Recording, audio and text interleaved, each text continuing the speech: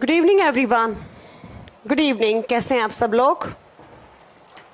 Good evening everyone.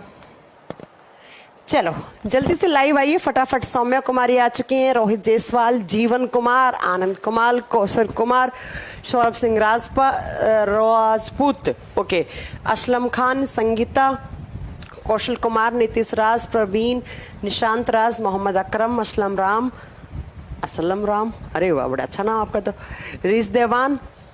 चलो बहुत सारे बच्चे आ चुके हैं लाइव। धीरा आ चुके हैं, महेंद्र चौहान आ चुके हैं, बाबू प्रिंस, नीरज, विशाल, बबलू कुमार, जीतू राय, मोहम्मद इमरान, प्रदीप कश्यप, रोशनी कुमारी, महेंद्र। चलो सबको गुड इवनिंग।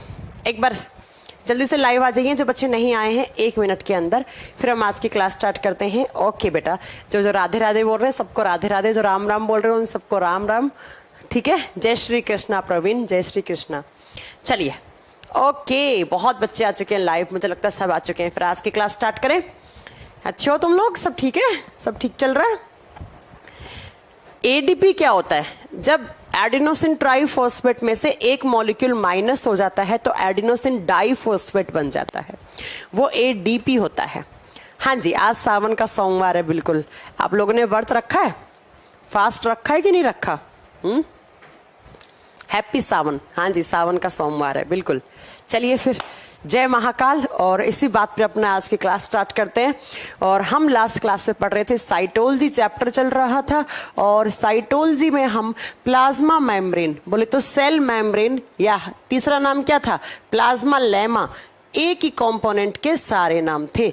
हम सेल मेम्ब्रेन के बारे में पढ़ रहे थे, या आप इसे लिखो प्लाज्मा मेम्ब्रेन लिखो, ठीक है। हम किसके बारे में पढ़ रहे थे? हम सेल मेम्ब्रेन के बारे में पढ़ रहे थे, जिसे हम क्या बोलते हैं, कोशिका झिल्ली बोलते हैं। अब आपको थोड़ा सा पिछली क्लास का रिवाइज करना होगा। आपको कितना याद हुआ, क्या हुआ, थोड़ा सा ध्यान से सुनिएगा। हमने लास्ट क्लास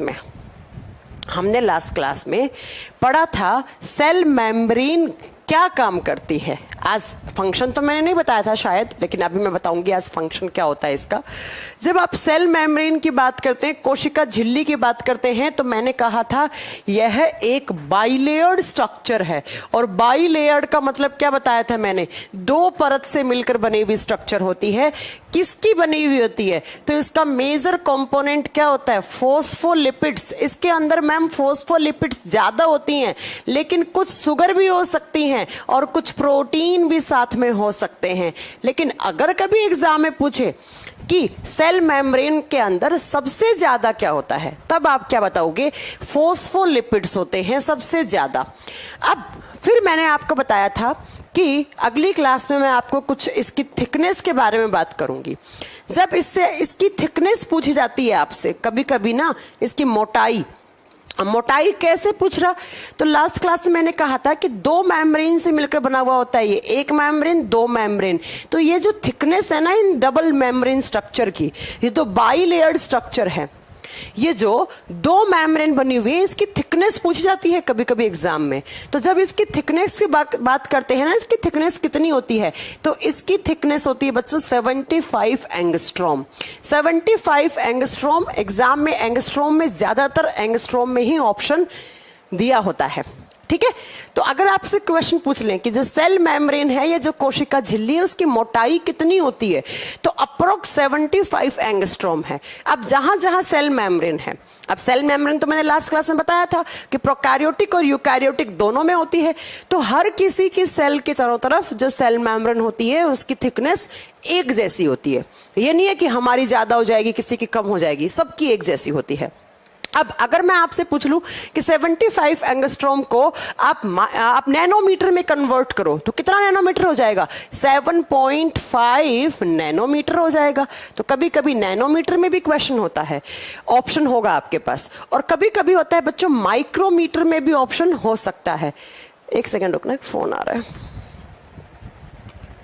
हाँ सर, मैं आपसे क्लास के बाद बात करती हूँ, मैं क्लास में हूँ। ठीक है। अगर आपसे माइक्रोमीटर में पूछे तब आप बताओगे 0.0075 माइक्रोमीटर के ऑर्डर की होती है। तो ऐसे क्वेश्चन बच्चा एग्जाम में कभी कभी पूछ लिया जाता है। अब आप लोगों ने मेरे से लास्ट क्लास में पूछा भी नहीं और मैंने आपको बताया भी नहीं कि प्लाज्मा मेम्ब्रेन का फंक्शन क्या होता है। सेल मेम्ब्रेन का फंक्शन, सेल वॉल का फंक्शन तो मैंने लास्ट क्लास में बताया था कि सेल वॉल क्या काम करती है। सेल वॉल सेल के साइज को मेंटेन करती है, किसी भी सेल को शेप देने का काम करती है और उसे प्रोटेक्शन देने का काम करती है। लेकिन सेल मेम्ब्रेन का काम क्या होता है? सेल मेम्ब्रेन बोले तो कोशिका झिल्ली का काम क्या होता है? तो ध्यान से सुनना, ये जो मेम्ब्रेन होती है ये होती है semi permeable membrane, semi permeable membrane, और इसे हिंदी में कहा जाता है अर्ध पारगम्य झिल्ली। अर्ध का मतलब होता है बच्चों आधे, अर्ध पारगम्य, पारगम्य का मतलब होता है आने जाने वाले, और मेम्ब्रेन का मतलब होता है झिल्ली। एग्जाम में क्वेश्चन आएगा कि सेल का कौन सा कवरिंग है सेल का कौन सा कवरिंग है जो कि सेमी परमिएबल मेम्ब्रेन होता है। आप बताओगे वो सेल मेम्ब्रेन होता है। अब सेमी परमिएबल मेम्ब्रेन का मतलब क्या होता है? कुछ सेलेक्टिव पार्टिकल्स होते हैं जो ही इस सेल मेम्ब्रेन को क्रॉस करके अंदर की तरफ आते हैं। मान लो ऐसे एक सेल है, इस सेल के चारों तरफ एक मेम्ब्रेन लगी हुई है, इस मेम्ब्रेन को बोला मैंने सेल मेम्ब्रेन। तो ये जो सेल मेम्ब्रेन है ये इसका नेचर है, कैसा नेचर है? इसकी प्रकृति है सेमी परमिएबल मेम्ब्रेन, अर्ध पारगम्य झिल्ली। अब अर्ध पारगम्य झिल्ली का मतलब क्या है तो वो जरा ध्यान से सुनना। कुछ सेलेक्टिव पार्टिकल्स हैं जो इस मेम्ब्रेन से बाहर से अंदर आ सकते हैं और कुछ सेलेक्टिव पार्टिकल्स हैं जो इस मेम्ब्रेन से अंदर की तरफ बाहर जा सकते हैं। भैया एक सेल के अंदर किसी भी चीज की कमी है, सेल को वो चीज चाहिए, वो सेल के लिए अच्छी है, तो वो सेल मेम्ब्रेन से होती हुई बाहर से आउटसाइड टू इनसाइड, बाहर से कहां जाएगी? अंदर आ जाएगी।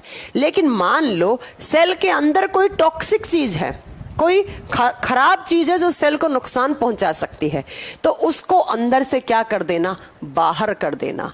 और जो कुछ भी चीज जो इससे छनकर आ रहा है, सेलेक्टिवली आ रहा है, सारे के सारी चीज नहीं आ सकती। मान लो बाहर से शुगर की जरूरत है इस सेल को, तो बाहर से शुगर आएगा, लेकिन बाहर यहां पर बहुत सारे बैक्टीरिया घूम रहे हैं। बाहर क्या घूम रहे हैं? बहुत सारे बैक्टीरिया घूम रहे हैं। तो अगर ये बैक्टीरिया आने की कोशिश करेंगे तो इससे सेल मेम्ब्रेन अंदर नहीं आने देगी, क्योंकि बैक्टीरिया क्या है? हानिकारक हैं, इस सेल को आकर इन्फेक्शन कर सकते हैं। तो ऐसी कोई मेम्ब्रेन जिससे सेलेक्टिव पार्टिकल्स अंदर से बाहर और बाहर से अंदर आ सकते हैं, उसे क्या कहते हैं? उसे सेमी परमिएबल मेम्ब्रेन कहते हैं, उसे अर्ध पारगम्य झिल्ली कहते हैं। तो हमारी सेल्स के चारों तरफ जो मेम्ब्रेन होती है वो क्या होती है? सेमी परमिएबल मेम्ब्रेन होती है। उससे कुछ सेलेक्टिव पार्टिकल हैं, कुछ चयनात्मक कण होते हैं जो ही हमारी सेल्स के अंदर आ सकते हैं और अंदर से बाहर जा सकते हैं। तो अगर इसके फंक्शन की बात करोगे कि क्या काम कर रही है, तो it regulate the movement of molecules inside to outside and outside to inside. यह कोशिका के अंदर से बाहर जाने वाले और बाहर से अंदर आने वाले अणुओं पर नियंत्रण रखती है कि भैया कौन सा एक मॉलिक्यूल है जो सेल के अंदर होना चाहिए और कौन सा एक मॉलिक्यूल है जो अंदर से बाहर जाना चाहिए। इसीलिए हम इसे बोलते हैं सेमी परमिएबल मेम्ब्रेन, अर्ध पारगम्य झिल्ली। क्लियर है?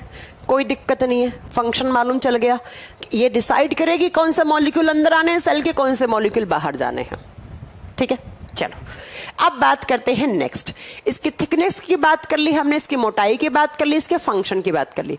अब बच्चों इसकी ना स्ट्रक्चर को समझने के लिए, इसकी संरचना को समझने के लिए एक मॉडल प्रपोज किया गया था। तो अक्सर एग्जाम में, इनफैक्ट नीट तक के एग्जाम में पूछा हुआ क्वेश्चन है। वीके खुशवा कह रहे हैं कुछ पता नहीं चल रहा है, नोट्स कैसे बनाएं? आपको चल भी नहीं पाएगा वीके खुशवा, आपको चल भी नहीं पाएगा पता। एक एक चीज बोर्ड पे लिखी है, एक एक चीज बोल रही हूं, नोट्स प्रॉपर प्रोवाइड करवा दिए, उसके बाद भी तुम्हारी प्रॉब्लम देखो कैसी क्रिएट हो रही है। इसका मतलब आप एक सिंसियर स्टूडेंट नहीं है, आप उनमें से हैं कि आपको पका पकाया माल चाहिए और खाप खा लो उसे। खुद से मेहनत करोगे तभी काम चलेगा, ठीक है? आपसे बन भी नहीं पाएंगे नोट्स, बार बार कमेंट ना करें। एंड एक युवराज जी प्लीज, अब अपना ज्ञान आपके पास है ज्यादा तो अपने पास रखो, ठीक है? ठीक है, अपने पास रखो, बार बार उसे कमेंट करके। आपने पढ़ रखा होगा प्रीवियस क्लासेस में, बहुत अच्छी बात है, लेकिन यहाँ पर क्लास का डिस्टर्ब मत करो क्लास को, ठीक है? मुझे पढ़ाने दीजिए। अब हम बात करते हैं यहाँ पर, और वो जो नोट्स वाली बात कर रहे हैं ना, आप शायद मेरे से पहली बार ऑनलाइन पढ़ रहे होंगे, मेरे से लाखों बच्चे पढ़ के नोट्स बना चुके हैं और बना रहे भी हैं, ठीक है? तो आप मुझे मत बताएं कि नोट्स नहीं बन रहे हैं, कुछ पता नहीं चल रहा है। तो आपको पता नहीं चल रहा है, वो आपके दिमाग की प्रॉब्लम है। मैं एक एक चीज बोर्ड पे लिख रही हूँ, इससे ज्यादा तुम्हें कोई बोर्ड पे टीचर पढ़ाने वाला मिल जाए तो मैं आपको फ्रेंकली कह रही हूँ, अपना अमाउंट रिफंड करवाओ और निकल जाओ यहाँ से।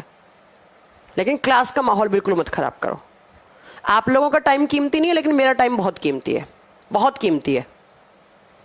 हजारों बच्चे हैं इस बैच के अंदर, वो सारे नोट्स बना रहे हैं, लेकिन उनके नोट्स बन रहे हैं, लेकिन विक्की खुशवा को बहुत प्रॉब्लम हो रही है पढ़ने में। आओ यहां पर, होम ट्यूशन नहीं है विक्की खुशवा, ऑनलाइन स्टडी का मतलब पता नहीं है तुमको?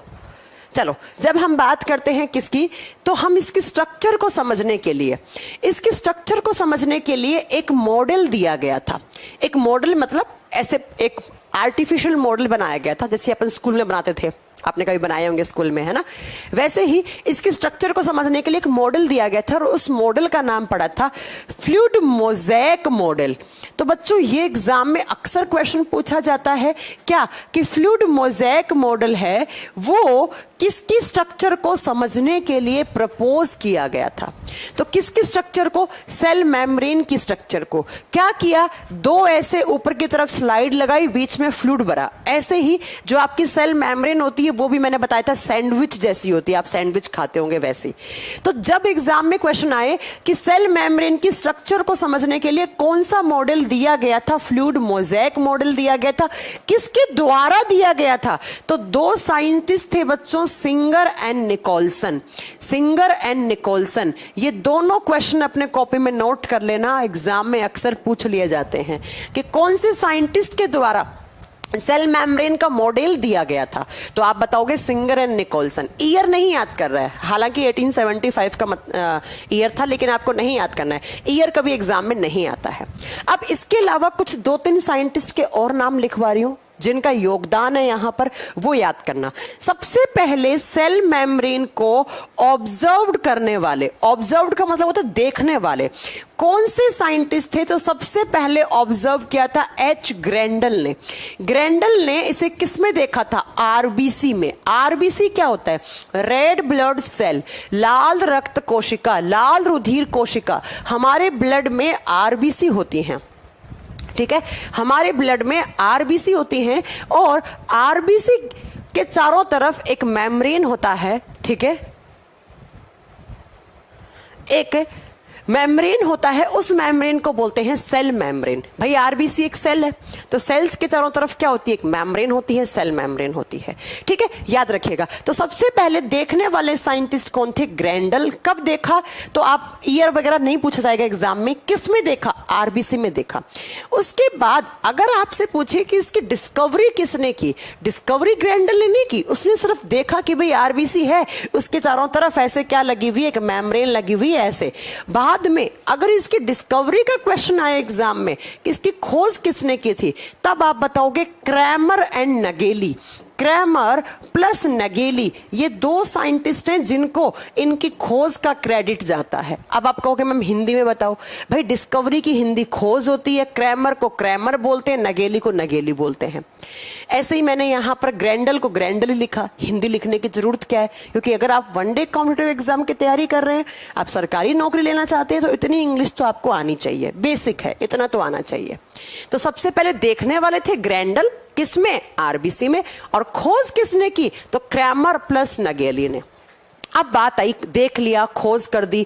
अब बात आई बच्चों किसकी? इसके नामकरण की, कि भैया इसका नाम क्या रखेंगे। तो जब छोटा बच्चा घर में होता है तो हम उसका नामकरण करते हैं, तो उसकी मौसी कहती है ये नाम रख लो, चाचा कहते हैं ये नाम रख लो। वही बात यहां हुई। अब क्या हुआ कि यहां पर सबसे पहले एक साइंटिस्ट आए, कौन से? तो आप बताओगे बेटा प्रेफर। प्रेफर नाम के साइंटिस्ट ने क्या कहा कि इसका नाम क्या होगा? इसका नाम सेल मेम्ब्रेन होगा। इसका नाम क्या होगा? सेल मेम्ब्रेन होगा, इसका नाम कोशिका झिल्ली होगा। ठीक है, लोगों ने कह दिया ठीक है, जैसे आपकी नानी ने कहा ये नाम रखूंगी मैं अपने लड़के का, है ना। नेक्स्ट, अगर आपसे पूछ ले यहां पर कि उसके बाद प्लाज्मा लेमा, इसका मैंने कहा था इसका नाम प्लाज्मा लेमा भी रखा जाता है, इसे प्लाज्मा लेमा भी कभी कभी कहा जाता है। तो एक J.K. प्लोव नाम के साइंटिस्ट आए और उन्होंने कहा कि इसका नाम प्लाज्मा लेमा रखा हुआ होना चाहिए। प्लाज्मा लेमा रखो इसका नाम। बोले ठीक है भैया, इसका प्लाज्मा लेमा रख लेते हैं। उसके बाद इसका नाम तीसरा नाम क्या है? Plasma membrane. प्लाज्मा मेम्ब्रेन ये किसने रखा? तो ये नाम उसी साइंटिस्ट ने, दोनों ने रखा जिन्होंने इसकी खोज की। क्या नाम है? Kramer plus Nageli. Kramer plus Nageli. तो ये कुछ साइंटिस्ट के नाम आपको इसके साथ जुड़े हुए हैं, तो यहां पर आपको एनसीईआरटी में देखने को मिलेंगे। तो ये सारे नाम आप प्लीज करके नोट कर लीजिएगा। ठीक है, हो गई मेरी बात खत्म। अब सुनो मेरी बात अगली, एक बार वापस रिपीट कर देती हूं। क्या क्या? कि जो हमारी सेल्स के चारों तरफ मेम्ब्रेन लगी हुई होती है, सेल मेम्ब्रेन बोलते हैं, वो बाई लेयर्ड स्ट्रक्चर होती है, 2 लेयर से मिलकर बनी हुई होती है। और उसके मॉडल को समझने के लिए, उसके स्ट्रक्चर को समझने के लिए जो मॉडल दिया गया था उसे कहते हैं फ्लूइड मोज़ेक मॉडल। सबसे ज्यादा ये किसकी बनी हुई होती है? तो फॉस्फोलिपिड्स की बनी हुई होती है। और फॉस्फोलिपिड्स क्या होती है बता चुकी हूं, ऐसी लिपिड्स, ऐसी वसा जिसके आगे फॉस्फर अटैच हो, फॉस्फर जुड़ा हुआ हो। फिर इसकी डिस्कवरी वगैरह, इसको देखने वाले कुछ साइंटिस्ट थे, जो इनके नाम कुछ याद कर लेना। फिर मैंने कहा कि यह है सेलेक्टिव परमिएबल मेम्ब्रेन, या इसे सेमी परमिएबल मेम्ब्रेन कहा जाता है, क्योंकि कुछ सेलेक्टिव पार्टिकल्स हैं जो इससे अंदर से बाहर और बाहर से अंदर आ सकते हैं। ये इसका काम हो गया। तो ये 2 कवरिंग थी हमारी सेल्स के चारों तरफ। पहली सेल वॉल थी, दूसरी सेल मेम्ब्रेन थी। तो यहां पर आकर आपका सेल वॉल और सेल मेम्ब्रेन दोनों खत्म हो जाता है। कवरिंग, सेल की कवरिंग नहीं, नगेली और क्रैमर 2 अलग अलग नाम हैं, इसलिए तो मैंने बेटा देखो प्लस लगाया है। प्लस का मतलब क्या हो गया दीक्षा? कि 2 अलग अलग नाम हैं। अब बात करते हैं अब सेल के अंदर क्या क्या होता है। सेल के अंदर क्या क्या होता है? तो सेल के अंदर होते हैं सेल ऑर्गेनलीज। क्या होते हैं? सेल ऑर्गेनलीज, जिन्हें हम क्या बोलते हैं? कोशिकांग बोलते हैं। कोशिका के अंग कोशिकांग कहलाते हैं। एक सेल के अंदर, मैंने आपको एक सेल उठाकर दी कि लो भाई ये सेल, इसको रखो माइक्रोस्कोप के नीचे। जब आप माइक्रोस्कोप के नीचे रखोगे तो इसके अंदर आपको बहुत सारी चीज मिलेंगी। तो जितनी भी चीज जो सेल मेम्ब्रेन के अंदर की तरफ है, भाई सेल के चारों तरफ क्या होगी? Cell membrane. इसके अंदर की तरफ जितना भी पार्ट है, उसके अंदर जो भी कंपोनेंट्स हैं, जो भी घटक है, उन्हें सेल ऑर्गेनलीज, उन्हें कोशिकांग कहा जाता है। जैसे आपने सुने भी होंगे nucleus, ribosome, lysosome, endoplasmic reticulum, ऐसे बहुत सारे सेल के कंपोनेंट होते हैं। ये देखिएगा जरा, ये सारे नाम आपको पढ़ाऊंगी धीरे धीरे करके। हर क्लास में 2-3 पढ़ेंगे और आपका लास्ट में जाके कंप्लीट हो जाएगा। ये सारे नाम आपको पढ़ाने मुझे, ठीक है। चलो, तो सबसे पहला आप लिखोगे सेल ऑर्गेनलीज में जो सबसे बड़ा होता है वही सबसे पहले पढ़ेंगे। और कौन सा? तो न्यूक्लियस। अब नंबरिंग आप कर लेना, मुझे ना नंबरिंग याद नहीं रहता है, अपने हिसाब से नंबर लगा देना, ठीक है। न्यूक्लियस जिसे कहते हैं हम केंद्रक। जब आप एक सेल को उठाओगे और उस सेल के बीचों बीच आपको एक कंपोनेंट दिखेगा जिसे क्या कहा जाता है? सेल का न्यूक्लियस कहा जाता है, सेल का केंद्रक कहा जाता है। न्यूक्लियस कहा जाता है, केंद्रक कहा जाता है। ये देखो, आपने ये सेल देखा, इस सेल का ये न्यूक्लियस है। आपने ये सेल देखा, ये इस सेल का न्यूक्लियस है। आप कोई भी सेल उठाकर देख लो, लेकिन उसके अंदर न्यूक्लियस होना चाहिए। ये सेल है, ये इसका न्यूक्लियस है। तो सेल के अंदर जो बीचों बीच स्ट्रक्चर आपको दिख रही है उसको न्यूक्लियस, उसे केंद्रक कहा जाता है। और बच्चों, जब मैं न्यूक्लियस के बारे में बात करती हूं तो it is the largest cell organelle, यह सबसे बड़ा कोशिकांग माना जाता है। और ये एग्जाम में अक्सर क्वेश्चन आता है कि एक सेल का सबसे बड़ा हिस्सा कौन सा है, एक सेल का सबसे बड़ा कोशिकांग कौन सा माना जाता है। तो सबसे बड़ा कोशिकांग कौन सा है? लिख दीजिएगा, न्यूक्लियस है। न्यूक्लियस सबसे बड़ा सेल का पार्ट है या सबसे बड़ा सेल का ऑर्गेनली है या भाग है? जब न्यूक्लियस की बात करते हैं तो न्यूक्लियस की खोज की थी रॉबर्ट ब्राउन ने। रॉबर्ट हुक नहीं है, रॉबर्ट ब्राउन नाम के साइंटिस्ट हैं जिन्होंने इसकी खोज की। इनकी खोज के लिए जो यहां पर क्रेडिट जाता है वो जाता है न्यूक्लियस की खोज के लिए रॉबर्ट ब्राउन को। और ये जो टर्म है, ये जो शब्द है न्यूक्लियस या केंद्रक, वो भी किसके द्वारा दिया गया? वो भी रॉबर्ट ब्राउन के द्वारा दिया गया, कोई अलग अलग साइंटिस्ट नहीं है। रॉबर्ट ब्राउन ने खोज की, अब रॉबर्ट हुक ने सेल की खोज की थी, कंफ्यूज नहीं होना है, और रॉबर्ट ब्राउन ने न्यूक्लियस की खोज की। जब न्यूक्लियस की बात करते हो बच्चों, न्यूक्लियस को कहा जाता है सेल का ब्रेन। सेल का ब्रेन, या इसी को कहा जाता है सेल का मैनेजर। यह हमारी कोशिकाओं का दिमाग है।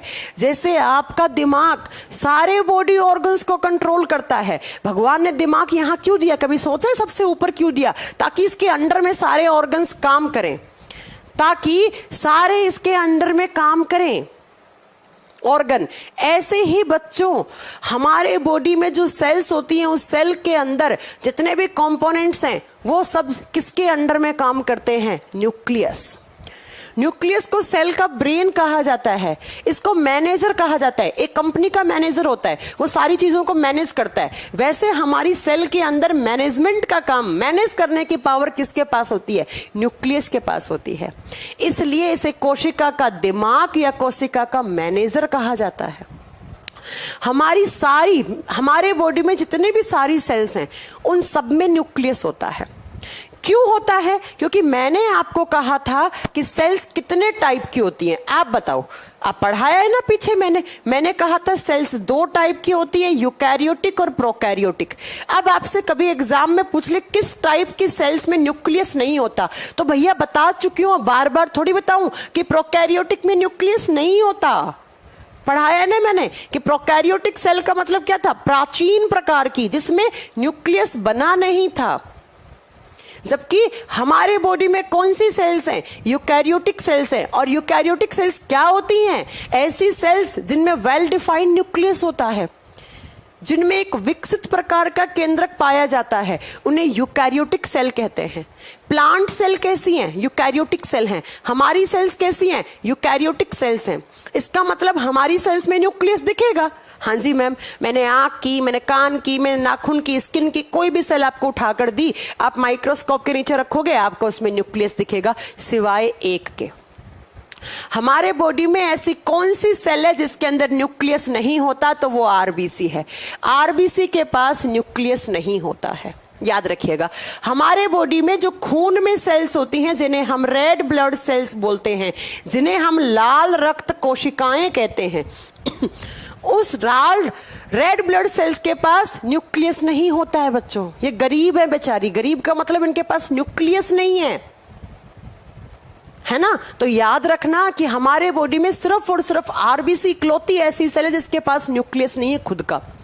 इसीलिए जब कभी भी डीएनए फिंगरप्रिंटिंग करते हैं, जब कभी भी कोई जेनेटिक्स के बारे में पढ़ते हैं, तो हम आरबीसी नहीं उठाते हैं, क्योंकि आरबीसी के पास न्यूक्लियस नहीं है। इसलिए आरबीसी के पास डीएनए भी नहीं होता है, और बिना डीएनए के डीएनए फिंगरप्रिंटिंग नहीं होती है। तो अक्सर एग्जाम में एक क्वेश्चन आता है कि जब कभी डीएनए फिंगरप्रिंटिंग की जाती है तो वहां पर कौन सी सेल को नहीं लेना चाहिए? आरबीसी को नहीं लेना चाहिए, क्योंकि आरबीसी के पास न्यूक्लियस भी नहीं है, आरबीसी के पास माइटोकॉन्ड्रिया भी नहीं है खुद का। और न्यूक्लियस और माइटोकॉन्ड्रिया दोनों में डीएनए होते हैं, और इसके पास दोनों ही नहीं है। तो जब कभी भी कोई डीएनए फिंगरप्रिंटिंग करते हैं, जब कभी भी कोई डीएनए मैच करना होता है, तो हम आरबीसी नहीं उठा सकते, क्योंकि आरबीसी के पास ना न्यूक्लियस है ना माइटोकॉन्ड्रिया है।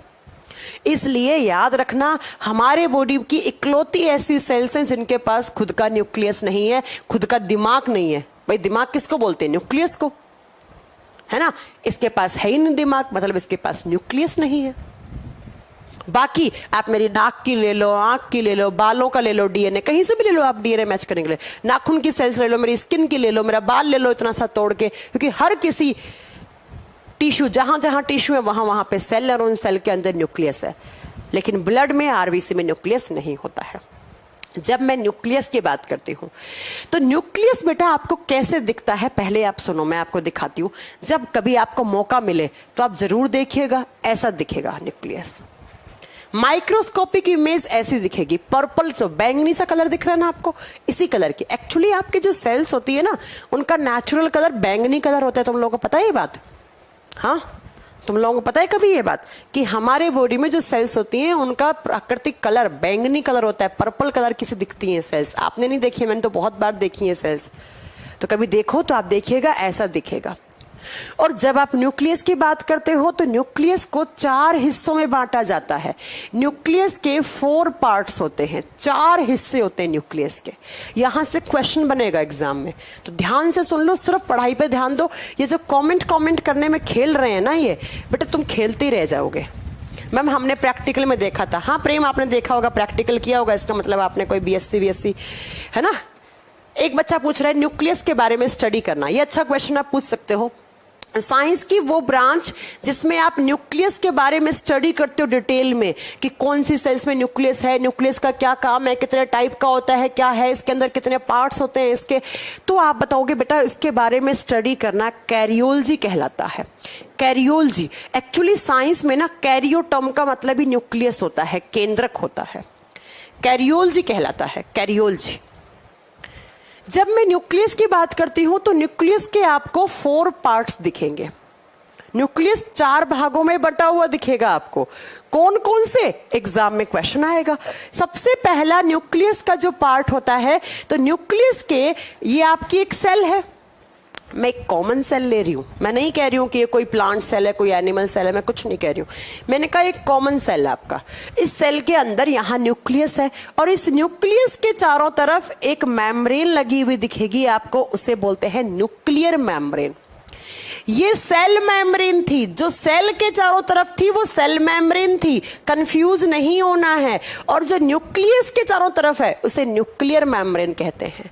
तो सबसे पहला हिस्सा न्यूक्लियस का कौन सा हो गया? लिखिएगा न्यूक्लियर मेम्ब्रेन। न्यूक्लियर मेम्ब्रेन, आज के बाद कभी नहीं भूलोगे ये चीजें। हिंदी में बोलते हैं इसे केंद्रक झिल्ली। केंद्रक के चारों तरफ एक झिल्ली होती है, उसे केंद्रक झिल्ली बोलते हैं। जैसे सेल्स के चारों तरफ थी तो वो सेल मेम्ब्रेन होगी, और न्यूक्लियस के चारों तरफ है तो वो न्यूक्लियर मेम्ब्रेन है। अब बात ये आती है कि न्यूक्लियर मेम्ब्रेन किसकी बनी हुई होती है? तो बेटा इसमें एक स्पेसिफिक टाइप के प्रोटीन होते हैं, और जिन प्रोटीन को बोलते हैं lipoprotein. It is made up of lipoprotein. अगर कभी एग्जाम में क्वेश्चन आ गया ना, प्रोटीन को उनकी स्ट्रक्चर के आधार पर, उनके फंक्शन के आधार पर कुछ कैटेगरीज में डिवाइड किया जाता है तो वहां पर एक प्रकार के प्रोटीन बनते हैं जिन्हें लिपोप्रोटीन कहते हैं। आगे पढ़ाऊंगी मैं आपको न्यूट्रिशन वाले चैप्टर में, तो वहां आप पढ़ोगे कि भैया लिपोप्रोटीन मैंने बताया था। हाँ, वहां सेल, जब हमने सेल की स्ट्रक्चर पढ़ी थी तब हमने पढ़ा था कि जो न्यूक्लियस के चारों तरफ मेम्ब्रेन होती है वो लिपोप्रोटीन की बनी हुई होती है। तो इसके अंदर एक स्पेसिफिक टाइप के प्रोटीन प्रेजेंट होते हैं। अब इसका काम क्या है? भैया मेम्ब्रेन है, कवर बना रही है, तो ऑब्वियस सी बात है इसका काम क्या है? हमारे न्यूक्लियस को प्रोटेक्शन देना, हमारे न्यूक्लियस को सुरक्षा देती है ये, कि कभी न्यूक्लियस के अंदर से कोई चीज है वो बाहर ना चली जाए। न्यूक्लियस के अंदर डीएनए आरएनए होते हैं, आपको पढ़ाएंगे आगे, उनको बाहर नहीं जाने देगी ये। बाहर जाएगी तो याद करो वो प्रोकैरियोटिक सेल जैसा डीएनए बन जाएगा आपका। ठीक है, तो याद रखना कि न्यूक्लियस के चारों तरफ जो मेम्ब्रेन होती है उसे न्यूक्लियर मेम्ब्रेन कहते हैं। और ये क्या काम करती है? यह है हमारी सेल्स का जो न्यूक्लियस है उसे प्रोटेक्शन देती है। अब मैं आप लोगों से एक क्वेश्चन पूछूं, ये बताओ कि जो न्यूक्लियर मेम्ब्रेन है वो किस प्रकार की सेल्स में नहीं होती है? पहले पढ़ा चुकी हूं कि प्रोकैरियोटिक सेल में ये मेम्ब्रेन आपको नहीं देखने को मिलेगी, जबकि यूकैरियोटिक सेल में न्यूक्लियर मेम्ब्रेन देखने को मिलती है। न्यूक्लियर मेम्ब्रेन को न्यूक्लियर एनवलप भी बोलते हैं। एनवलप क्या होता है? लिफाफा होता है, जिस लिफाफे के अंदर आप पैसे डालकर देते हैं ताकि पैसे गिर ना जाएं, फट ना जाएं। वैसे हमारे न्यूक्लियस के चारों तरफ एक लिफाफा लगा हुआ होता है, एक मेम्ब्रेन लगी हुई होती है। उसे क्या कहते हैं? उसे कहते हैं बच्चों, आप बताओगे, न्यूक्लियर मेम्ब्रेन। और ये सिर्फ और सिर्फ किस टाइप की सेल्स में होती हैं? यूकैरियोटिक में। प्रोकैरियोटिक में ये मेम्ब्रेन नहीं देखने को मिलेगी। आपको दिखाऊं, ये रहा आपका न्यूक्लियस। इस न्यूक्लियस के चारों तरफ ये बना हुआ आपका न्यूक्लियर एनवलप, ये लिखा हुआ देखो, न्यूक्लियर एनवलप। न्यूक्लियर मेम्ब्रेन या न्यूक्लियर एनवलप एक ही बात है बच्चों, एक ही बात है। तो पहला हिस्सा न्यूक्लियस का ये हो गया। दूसरा कौन सा हो गया? तो दूसरा आप बताओगे बेटा, दूसरा होता है न्यूक्लियोलस। दूसरा होता है न्यूक्लियस का पार्ट जिसे हम बोलते हैं न्यूक्लियोलस। 2 नंबर पे आता है, उसे कहा जाता है न्यूक्लियोलस। हिंदी में इसे कहा जाता है केंद्रिका। हिंदी में इसे कहा जाता है केंद्रिका। न्यूक्लियोलस क्या होता है? देखना, एक चीज दिखा रही हूं मैं आपको। ये जो आपको बीचों बीच, ये जो पर्पल कलर की, आपको बैंगनी कलर की, ये जो आपको बोल सी बनी हुई दिखाई दे रही है, इसे न्यूक्लियोलस कहा जाता है। ये रहा, इसे केंद्रिका कहा जाता है। इसे केंद्रिका कहा जाता है। जो न्यूक्लियस का एक गाढ़े पर्पल कलर का, बहुत ज्यादा गाढ़े बैंगनी कलर का आपको जो एक बॉल सा पड़ा हुआ दिख रहा है बीच में, सेंटर में जैसे एक बॉल पड़ा हो, उसे कहा जाता है न्यूक्लियोलस। इसे कहा जाता है न्यूक्लियोलस। तो सबसे पहला तो लिखेंगे कि ये किस कलर का होता है? गाढ़े बैंगनी कलर का। ये डार्क पर्पल कलर की जो स्ट्रक्चर दिखती है आपको सेल के बीचों बीच न्यूक्लियस के, उसे कहते हैं न्यूक्लियोलस। और बच्चों एक बात बताऊं, ये कब काम आता है? जब एक सेल क्या करती है? डिवाइड होती है। सेल के अंदर सेल डिवीजन होता है। जब किसी सेल के अंदर कोशिका विभाजन होता है तब ये काम में आता है। एक सेल है, इस सेल के अंदर न्यूक्लियस है, ये इसका न्यूक्लियोलस है। ये सेल बीच से डिवाइड हुई ऐसे, क्योंकि इसे 1 से 2 सेल बनानी है, तो इसका न्यूक्लियस भी डिवाइड होगा। तो ये सेल डिवीजन में काम जो आने वाली स्ट्रक्चर है उसे न्यूक्लियोलस कहा जाता है। और जिस प्रोसेस के थ्रू एक सेल डिवाइड होती है उसे सेल डिवीजन, उसे कोशिका विभाजन कहा जाता है। और बच्चों एक बात बताऊं, ये न्यूक्लियोलस अगर आपको देखना है तो ये कब विजिबल होता है? During cell division process. जिस सेल के अंदर सेल डिवीजन हो रहा होगा सिर्फ उसमें न्यूक्लियोलस आपको विजिबल होगा, दिखाई देगा। इसके अलावा आपने कोई एक नई सी सेल उठा ली, बेचारी खुद नई बनी है, ये डिवाइड अभी नहीं कर सकती, उसके अंदर आपको न्यूक्लियोलस नहीं दिखेगा। तो एग्जाम में क्वेश्चन क्या आएगा कि न्यूक्लियस का कौन सा हिस्सा है जो सिर्फ और सिर्फ सेल डिवीजन के समय विजिबल होता है? न्यूक्लियस का वो कौन सा हिस्सा है, कौन सा पार्ट है जो विजिबल होगा ड्यूरिंग सेल डिवीजन, कोशिका विभाजन के समय दिखाई देगा? तो वो कौन सा है? न्यूक्लियोलस है, वो उसका केंद्रिका है। यहां से ही सेल डिवीजन स्टार्ट होता है बच्चों, आपको बता दूं। ठीक है, चलो अगला क्वेश्चन क्या है? अगला पार्ट, तीसरा पार्ट क्या आता है? तीसरा पार्ट आता है न्यूक्लियोप्लाज्म। तीसरा हिस्सा न्यूक्लियस का, इसे कहा जाता है न्यूक्लियोप्लाज्म। न्यूक्लियो का मतलब होता है बच्चा न्यूक्लियस, प्लाज्म का मतलब होता है बच्चों लिक्विड, और लिक्विड का मतलब होता है द्रव्य। वो द्रव जो किसके अंदर है? केंद्रक के अंदर है, उसे केंद्रक द्रव कहा जाता है। वो द्रव जो किसके अंदर है? केंद्रक के अंदर। ये सेल है, सेल का न्यूक्लियस है, इस न्यूक्लियस के अंदर एक लिक्विड भरा हुआ होता है, एक द्रव पड़ा हुआ होता है, उसी द्रव को न्यूक्लियोप्लाज्म कहा जाता है। और बच्चों इस द्रव को हल्के में मत लें, इसी द्रव में पड़े हुए होते हैं डीएनए और आरएनए। इसी में पड़े हुए होते हैं आपके डीएनए आरएनए। बात करेंगे फुल फॉर्म वगैरह सबकी बात करेंगे, फिलहाल सिर्फ लिख लो, ठीक है? तो न्यूक्लियस के अंदर जो लिक्विड है, जो प्लाज्मा भरा हुआ है, उसे न्यूक्लियोप्लाज्म बोलते हैं। आगे चलकर बहुत कंफ्यूज होने वाले हो, साइटोप्लाज्म, न्यूक्लियोप्लाज्म, प्रोटोप्लाज्म, सब में। अभी से सुनते जाओ कि न्यूक्लियस के अंदर जो प्लाज्मा है, जो लिक्विड है, उसको न्यूक्लियोप्लाज्म बोला जाता है। और इसके अंदर क्या होते हैं? तो इसके अंदर बच्चा डीएनए, आरएनए प्लस कुछ प्रोटीन पड़ी हुई होती है, कुछ प्रोटीन भी होती है इस हिस्से में।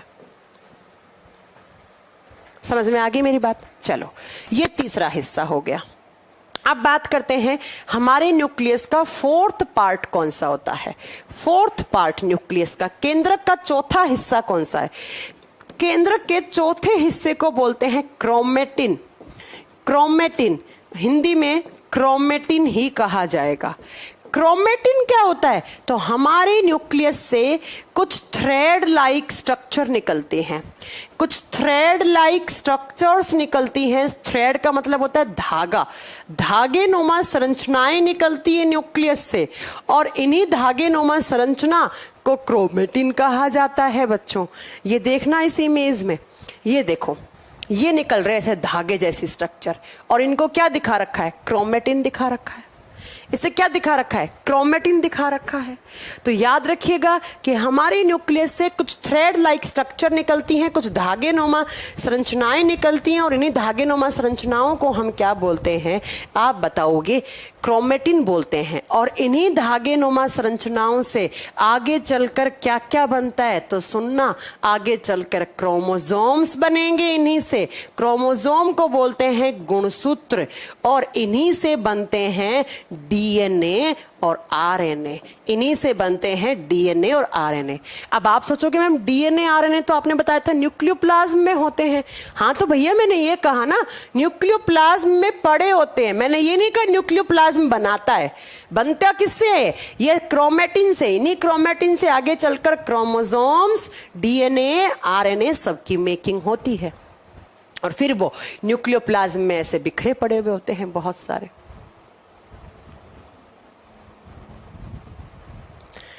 ठीक है, तो हमारे न्यूक्लियस के 4 हिस्से होते हैं। कौन कौन से हिस्से? अब आप पढ़ सकते हो। न्यूक्लियस के चारों तरफ जो मेम्ब्रेन होती है उसे न्यूक्लियर मेम्ब्रेन कहा जाता है। जो ऐसे धागे नुमा संरचनाएं होती हैं उन्हें क्रोमेटिन कहा जाता है। जो बीचों बीच एक आपको गाढ़ा सा पर्पल कलर की चीज दिख रही है उसे न्यूक्लियोलस कहा जाता है, और जो यहां पर लिक्विड भरा हुआ है उसे न्यूक्लियोप्लाज्म कहा जाता है। कभी कोई प्रॉब्लम नहीं होगा आपको सुनने में। अब ये बात आती है बच्चों, ये तो हो गई न्यूक्लियस के पार्ट की। अब मैम न्यूक्लियस के अंदर होता क्या है? तो न्यूक्लियस के अंदर क्या होता है तो बताऊं आपको। हमारी सेल्स का जो न्यूक्लियस होता है, केंद्रक होता है, उसे आपने सेल का ब्रेन बोला है। ऐसे नहीं बोला ब्रेन, दिमाग ऐसे ही नहीं बोला। इसके पास दिमाग वाली काबिलियत है। क्यों? क्योंकि इस न्यूक्लियस के अंदर होते हैं nucleic acid. In the nucleus, 2 types of nucleic acids are present. केंद्रक में 2 प्रकार के केंद्रक अम्ल या न्यूक्लिक अम्ल पाए जाते हैं। कौन कौन से? एक साइड लिखो डीएनए, एक साइड लिखो आरएनए। ये 2 टाइप के न्यूक्लिक एसिड हैं, न्यूक्लिक एसिड हैं। अब आपने कभी ना कभी डीएनए का नाम सुना होगा, कभी ना कभी आरएनए का नाम सुना होगा। सिर्फ आपने नाम सुना होगा, लेकिन मैं आपको बहुत डिटेल में पढ़ाऊंगी।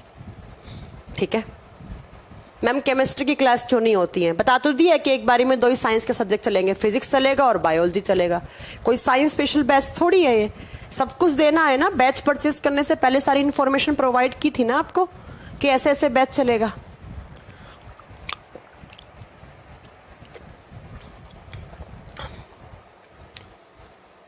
जो पढ़ाया जाता है वो पढ़ना नहीं है। आओ यहां पर। न्यूक्लियस के अंदर 2 टाइप के एसिड प्रेजेंट होते हैं, उन्हें न्यूक्लिक एसिड कहते हैं। कभी कभी एग्जाम में आता है डीएनए क्या है, बच्चा सोचते हैं डीएनए क्या है। डीएनए न्यूक्लिक एसिड है, क्योंकि ये एसिड की फॉर्म में कहां प्रेजेंट है? हमारे न्यूक्लियस में प्रेजेंट है। ठीक है, सिर्फ आपने इनके नाम सुने होंगे। अब मैं आपको इनके बारे में डिटेल में पढ़ाने वाली हूं। सबसे पहले बस एक बात सुन लो मेरी। क्या बात सुन लो? कि डीएनए के अंदर न्यूक्लिक एसिड होते हैं। ये बात, इस बात की खोज की थी फ्रेडरिक मिस्चर ने। किसने खोज की थी?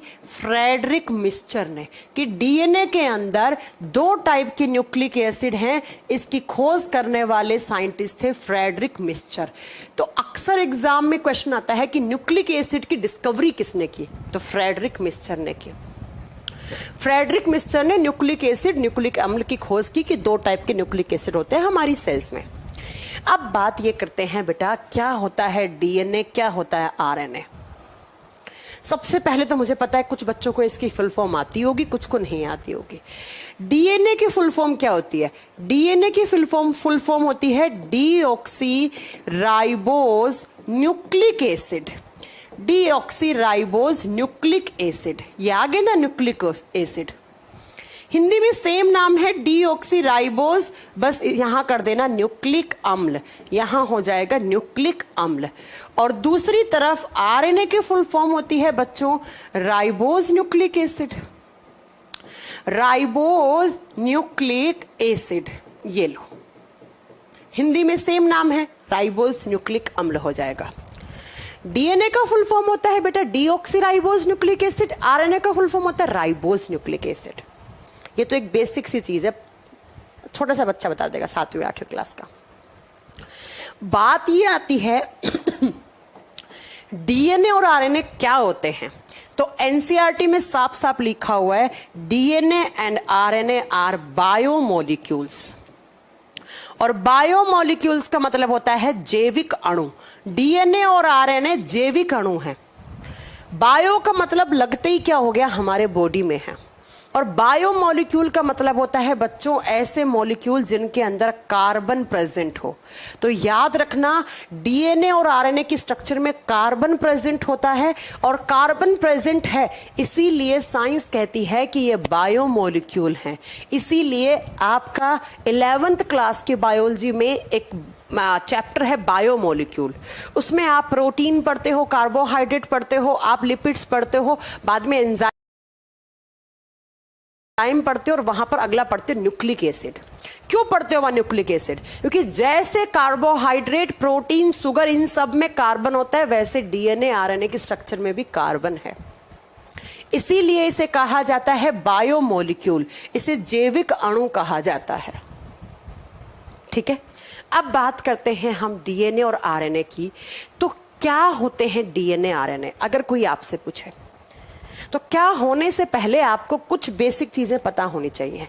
जब आप डीएनए की बात करते हैं और आरएनए की बात करते हैं तो बच्चों ध्यान से सुनना, इनकी फुल फॉर्म में आओ।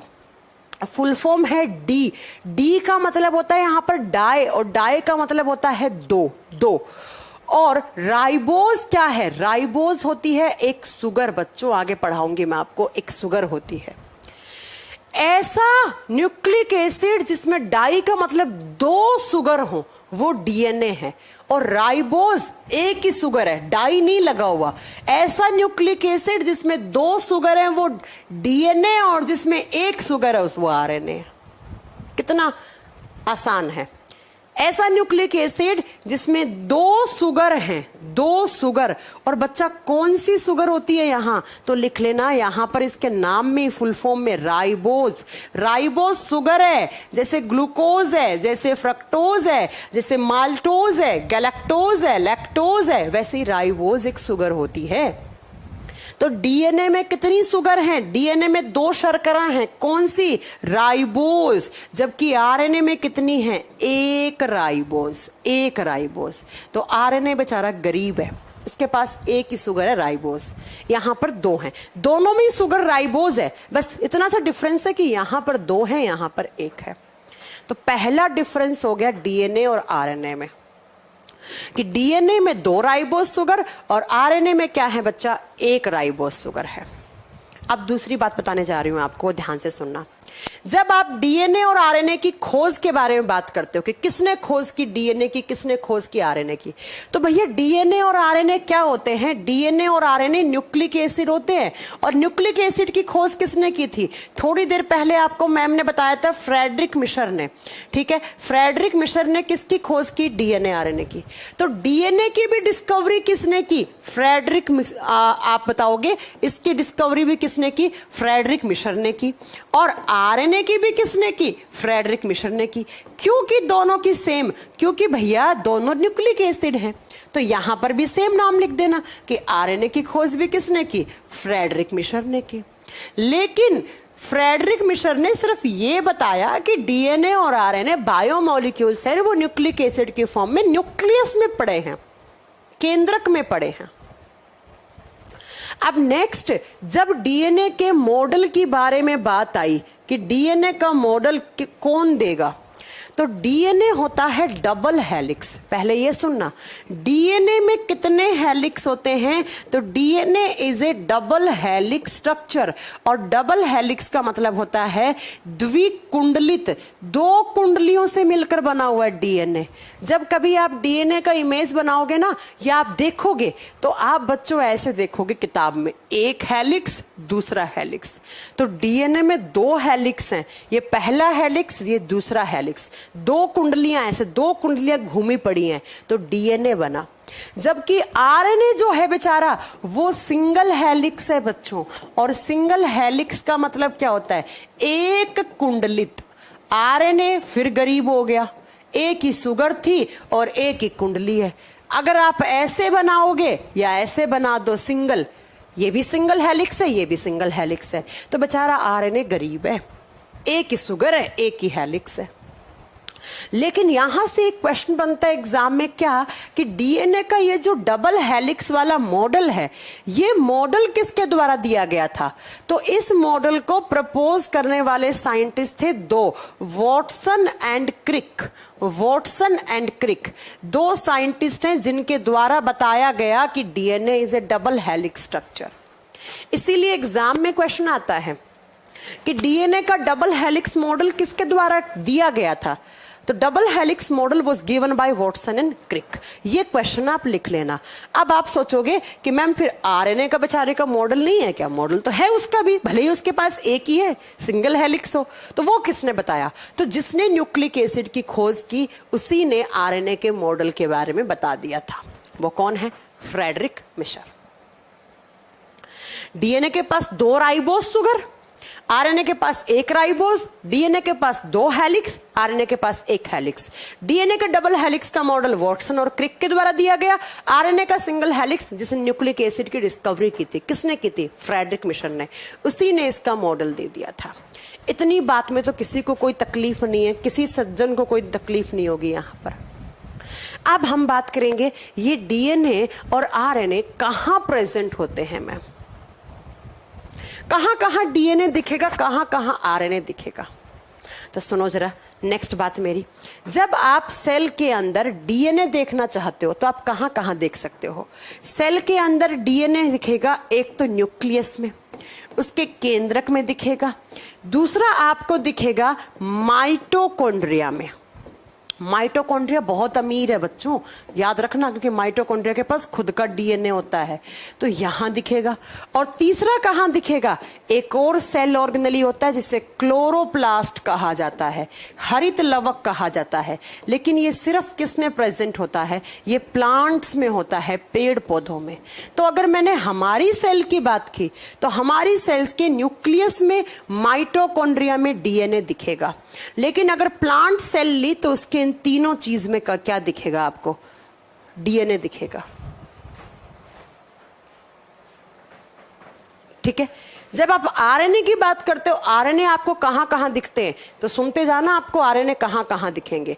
न्यूक्लियस में तो दिखेंगे ही दिखेंगे, कोई बड़ी बात नहीं है। यस मैम, केंद्रक में दिखेंगे ही दिखेंगे आरएनए। इसके अलावा आपको आरएनए और कहां दिखेंगे? साइटोप्लाज्म। और साइटोप्लाज्म का मतलब क्या बताया था? साइटो का मतलब सेल, प्लाज्म का मतलब लिक्विड। वो लिक्विड जो सेल के अंदर है, जिसे हम कोशिका द्रव कहते हैं, उसके अंदर देखने को मिलेंगे आरएनए। और तीसरा कहां दिखेंगे? तो लिख लेना, rough endoplasmic reticulum, rough ER, इसे हिंदी में लिख देना खुरदरी अंतः प्रदव्य जालिका। आगे बताएंगे इसका फुल फॉर्म वगैरह। खुरदरी अंतः प्रदव्य जालिका। वायरस क्यों लिख रहे हैं आप? ये वायरस किसने लिखा? विपुल कुमार, आप वायरस क्यों लिख रहे हैं? बताइए क्या हो गया? हाँ, क्या पूछना चाह रहे हैं? वायरस में डीएनए होता है? बिल्कुल होता है वायरस में डीएनए। एक ही वायरस में डीएनए आरएनए दोनों नहीं हो सकते। कुछ वायरस ऐसे होते हैं जिसमें आरएनए होता है, कुछ में डीएनए होता है। ठीक है विपुल, चलो। इसलिए तो वायरस मल्टीप्लाई कर देता है। कोरोना वायरस आया एक आपके बॉडी में, लेकिन अगले 10 दिन के अंदर हजारों लाखों अपनी फोटोकॉपी तैयार कर ली, क्योंकि उसके पास न्यूक्लिक एसिड है, तभी तो कर ली। बिल्कुल है, कोरोना वायरस के पास भी है। ठीक है, तो अब मेरी बात को जरा ध्यान से सुनना। आपको कहां कहां दिखा? न्यूक्लियस में डीएनए, माइटोकॉन्ड्रिया में डीएनए, क्लोरोप्लास्ट में डीएनए। आरएनए न्यूक्लियस में दिखा, साइटोप्लाज्म में, और थोड़ा बहुत रफ एंडोप्लाज्मिक रेटिकुलम। ये इनकी अक्रेंस की बात हो गई, ये इनकी अक्रेंस की बात होगी कि कौन सा कहां दिखेगा। अब नेक्स्ट बात क्या आती है? नेक्स्ट बात आती है कि मैम जो डीएनए है, जो आपको ऐसा दिख रहा है, सुनना मेरी बात को, आपको डीएनए ऐसा दिखेगा। ये रहा डीएनए, ये डीएनए, ये आरएनए। मैम इनका काम क्या क्या क्या होता है? क्यों होते हैं ये सेल के अंदर, डीएनए क्यों है सेल के अंदर। जब मैं डीएनए की बात करूंगी तो आप स्कूल से पढ़ते आ रहे हैं, डीएनए को कहा जाता है genetic material of any cell. Genetic material of cell किसी भी कोशिका का आनुवंशिक पदार्थ कहलाता है। और आनुवंशिक पदार्थ का मतलब क्या होता है, जेनेटिक मटेरियल का मतलब होता है ऐसा कोई सब्सटेंस, ऐसा कोई पदार्थ जो कुछ जेनेटिक इंफॉर्मेशन को एक जनरेशन से दूसरी जनरेशन में लेकर जाता हो। हमारे बॉडी में कुछ ऐसे कैरेक्टर होते हैं बच्चा जो हमें पिछली जनरेशन से मिलते हैं। उन जेनेटिक इंफॉर्मेशन को ट्रांसफर करने वाला जो न्यूक्लिक एसिड है, एक पीढ़ी से दूसरी पीढ़ी में, आपके मम्मी पापा से आप में आए हैं, आपसे आपके बच्चों में जाएंगे, उनके बच्चों के उनके बच्चों में जाएंगे, कुछ इंफॉर्मेशन, कुछ कैरेक्टर। तो जो कैरेक्टर और इंफॉर्मेशन जिस भी मटेरियल के थ्रू ट्रांसफर होते हैं उसे कहते हैं हम डीएनए। इसीलिए DNA is known as genetic material of cell.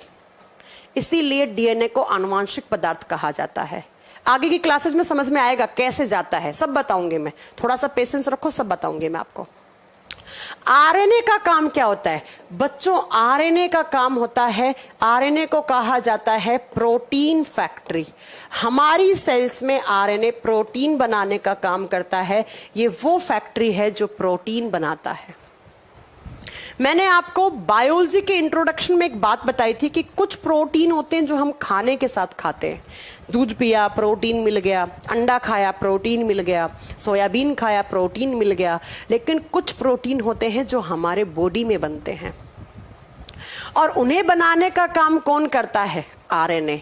जैसे हमारे बालों में कौन सा प्रोटीन होता है, केराटिन। हमारी स्किन में कोलेजिन। कभी आपने सुना है अरे आज तो मैंने केराटिन प्रोटीन खाया है, सुबह उठूंगा इतने बड़े बाल मिलेंगे मेरे? हाँ, ऐसा कभी सुना है? नहीं। क्योंकि हमारे बॉडी में कुछ प्रोटीन्स, कुछ अमाइनो एसिड्स हमारे बॉडी के अंदर ही बनते हैं और उन्हें बनाने वाली जो फैक्ट्री है उस सॉरी क्या लिख दे मैंने, आरएनए प्रोटीन फैक्ट्री नहीं होगा, it is helpful in protein making. इसको लिखना, प्रोटीन मेकिंग, फैक्ट्री नहीं बोलेंगे, फैक्ट्री होता है राइबोसोम, वो बात की बात है। Protein making plus protein synthesis का काम करता है। ये क्या काम करवाता है, ये प्रोटीन के बनने में सहायक है और उसके संश्लेषण में सहायक है। प्रोटीन फैक्ट्री नहीं होगा, प्लीज वो मैंने राइबोसोम को लिख दिया, उसे सही कर देना, ठीक है। प्रोटीन फैक्ट्री राइबोसोम को कहा जाता है, ठीक है। लेकिन उस राइबोसोम की हेल्प करता है प्रोटीन बनने में कौन, आरएनए। तो वो न्यूक्लिक एसिड जो प्रोटीन मेकिंग में काम आ रहे हैं, हमारे बॉडी में बहुत सारे प्रोटीन बनते हैं और उन प्रोटीन को बनाने में सहायक और उनको एक्टिवेट, उनका सिंथेसिस करने में, उनका संश्लेषण करने में सहायक जो अमीनो एसिड होते हैं उन्हें आरएनए कहा जाता है, उन्हें आरएनए कहा जाता है। हाँ, प्रोटीन फैक्ट्री होता है वो राइबोसोम होता है। बेटा राइबोसोम एक साइट है, एक जगह है जहां पर प्रोटीन बनता है। जैसे एक फैक्ट्री है, उस फैक्ट्री में कोयला बनता है, तो वो फैक्ट्री क्या होगी, राइबोसोम होगी जहां प्रोटीन बनता है। और जो बनाने में काम आता है वो कौन आता है, वो आरएनए होता है, ठीक है। तो दोनों अलग अलग बातें हैं। अब नेक्स्ट बात क्या है, इतना आपने डिफरेंस समझ लिया। अगला दोनों में एक डिफरेंस और क्या होता है, एक और डिफरेंस होता है, एक प्रोटीन सुनोगे आप, कौन से protein, histone protein. Histone protein इन्हें शॉर्ट फॉर्म में कहा जाता है एच प्रोटीन। जब आप डीएनए की बात करते हो तो डीएनए पर एक अलग टाइप के प्रोटीन पाए जाते हैं और इन्हीं को कहते हैं हम histone protein. In the structure of DNA histone protein are present. DNA की स्ट्रक्चर में हिस्टोन प्रोटीन प्रेजेंट होते हैं। जबकि आप आरएनए की बात करते हो तो आरएनए में ऐसा कोई प्रोटीन आपको नहीं देखने को मिलता है। तो एग्जाम में क्वेश्चन आता है, एग्जाम में क्वेश्चन आता है कि किस प्रकार के अमीनो एसिड पर हिस्टोन प्रोटीन पाए जाते हैं। आपका आंसर होगा डीएनए पर हिस्टोन प्रोटीन पाए जाते हैं। ये डीएनए को पैक करने का काम करते हैं, पैकिंग करने का काम करते हैं, बताएंगे आपको, ठीक है। जबकि आरएनए के ऊपर आपको ऐसे कोई हिस्टोन प्रोटीन नहीं देखने को मिलते हैं। अब ये हिस्टोन प्रोटीन क्या होते हैं वो बात की बात है। पहले इतनी सुनो कि मैंने अभी क्या पढ़ाया आपको। मैंने कहा कि एक सेल के अंदर, जल्दी से फास्ट रिवीजन करवा देती हूँ, सेल के अंदर बीचों बीच जो कंपोनेंट दिखेगा वो न्यूक्लियस है। न्यूक्लियस के 4 भाग होते हैं। न्यूक्लियर की मेम्ब्रेन, न्यूक्लियस की मेम्ब्रेन न्यूक्लियर मेम्ब्रेन हो गई, फिर न्यूक्लियोलस केंद्रिका, फिर न्यूक्लियोप्लाज्म और क्रोमेटिन। और इसी न्यूक्लियस के अंदर 2 टाइप के न्यूक्लिक एसिड होते हैं, एक होता है डीएनए, एक होता है आरएनए। और डीएनए और आरएनए बायोमोलिक्यूल है, जैविक अणु है, क्योंकि इनके पास क्या होता है, इनके अंदर कार्बन प्रेजेंट होता है। ये कल की क्लास में समझ में आएगा कार्बन कैसे प्रेजेंट होता है। डीएनए डबल हेलिक्स है, आरएनए सिंगल हेलिक्स है। डीएनए की स्ट्रक्चर में 2 राइबोस सुगर है, आरएनए की स्ट्रक्चर में 1 राइबोस सुगर है, 1 राइबोस सुगर है। डीएनए माइटोकॉन्ड्रिया में दिखेगा, डीएनए आपका न्यूक्लियस में दिखेगा, डीएनए क्लोरोप्लास्ट में दिखेगा। आरएनए रफ एंडोप्लाज्मिक रेटिकुलम पे थोड़े बहुत आरएनए हो सकते हैं, क्योंकि वो राइबोसोम होते हैं वहां पर, तो राइबोसोम की हेल्प करने के लिए आरएनए प्रोटीन बनाने के लिए काम में आते हैं। नेक्स्ट, आरएनए कहां आप बताओगे, साइटोप्लाज्म में और न्यूक्लियस में। आरएनए का काम होता है प्रोटीन मेकिंग, ये प्रोटीन के निर्माण में सहायक होता है। एक साइट, एक फैक्ट्री है जिसे राइबोसोम कहा जाता है, जिस फैक्ट्री में प्रोटीन बनता है, और उसे बनाने में सहायक होते हैं आरएनए। उस प्रोटीन का संश्लेषण करने में सहायक होते हैं आरएनए। जबकि डीएनए हमारे बॉडी में कुछ इंफॉर्मेशन हमें पिछली जनरेशन से मिलती है, उस इंफॉर्मेशन को ट्रांसफर करने का काम करते हैं आगे से आगे, आगे से आगे डीएनए। कैसे करते हैं सब समझ में आएगा, अभी तो बहुत सारी चीजें समझने हैं आपको, ठीक है। और डीएनए की स्ट्रक्चर में हिस्टोन प्रोटीन होते हैं, आरएनए की स्ट्रक्चर में हिस्टोन प्रोटीन नहीं होते हैं। बस अब ये हिस्टोन प्रोटीन क्या होते हैं, क्या काम करते हैं, कैसे होते हैं, ये कल की क्लास में पढ़ेंगे।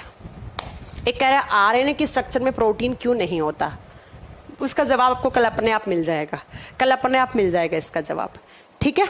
बस यहां तक की आज की क्लास है।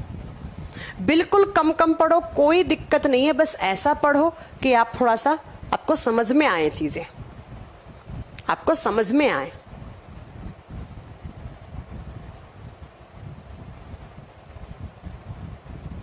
ग्रामस्टेन क्या होती है साबिर अहमद, एक डाई होती है जिस डाई से बैक्टीरिया की सेल वॉल को कलर करते हैं। बैक्टीरिया की सेल वॉल को रंग देने के लिए, कलर करने के लिए ग्रामस्टेन को काम में लेते हैं, ठीक है। जिसने नहीं पूछा है मैंने बता दिया है। हाँ सुरेंद्र पूछिए। बिल्कुल बन जाएंगे नोट्स, बिल्कुल बनेंगे। डब्ल्यूबीसी में डीएनए होता है, बिल्कुल होता है। डब्ल्यूबीसी में, प्लेटलेट्स में, सबके पास डीएनए होता है। न्यूरॉन के पास डीएनए होता है, सबके पास होता है।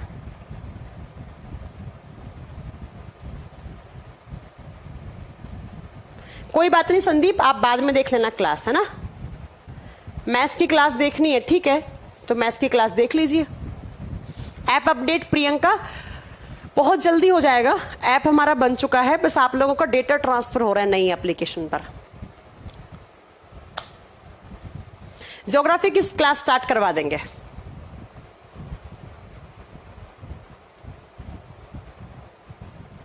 एड्स के वायरस का क्या नाम होता है, राजेश ने पूछा है। एड्स में जो वायरस होते हैं उन्हें रेट्रोवायरस बोलते हैं। मनीष ऐसा नहीं है, ठीक है। आरबीसी में डीएनए नहीं होता, यही तो कहा मैंने। आरबीसी के पास न्यूक्लियस नहीं है, माइटोकॉन्ड्रिया नहीं है, और न्यूक्लियस माइटोकॉन्ड्रिया दोनों में डीएनए, तो दोनों है ही नहीं, तो आरबीसी के पास डीएनए कहां से आ जाएगा बेटा, आरबीसी में नहीं होता है।